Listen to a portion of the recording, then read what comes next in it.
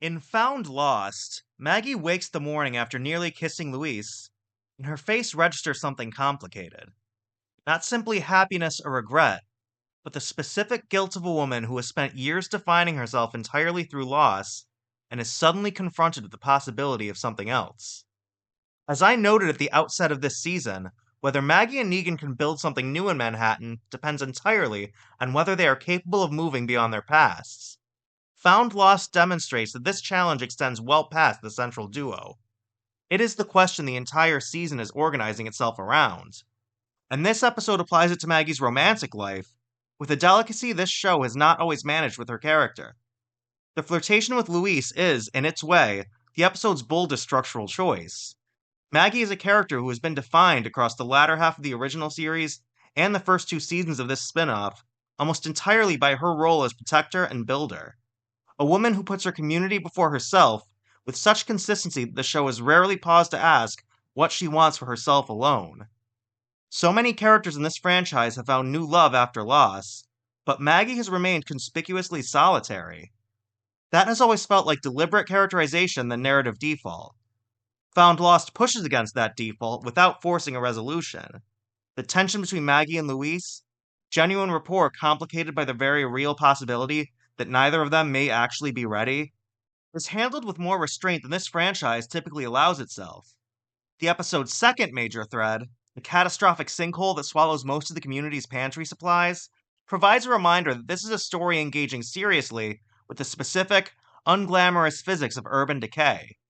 Manhattan's infrastructure, abandoned and untended for years, is not simply a backdrop for zombie encounters, it is actively, dangerously falling apart. And the show's willingness to treat that collapse as a genuine threat, with the fractures potentially spreading, gives the season's back half real structural stakes independent of any human antagonist. The sight of the ground collapsing into the subway below is one of the season's most visually striking moments. The wilderness community that Maggie and Luis stumble upon, wholesome, joyful, and largely untouched by the horrors that have defined this franchise, is a genuinely surprising narrative choice, specifically because it defies the expectation this story generates. After years of communities being revealed to be traps, cults, or worse, the show's willingness to simply let something be good, at least for the space of this episode, feels earned rather than naive. Maggie offering the blueprints in exchange for aid is a callback to the character's most generous instincts from the original series, and it suggests a version of her this continuation has not always had room to access. Negan's subplot with Renata continues to develop in interesting directions. That Renata has pieced together his killing of the Dama and chosen to keep that knowledge to herself rather than report it to Maggie complicates her character in exactly the way the season needs. Establishing her as someone operating within her own calculus of trust and risk, rather than simply as Maggie's loyal second.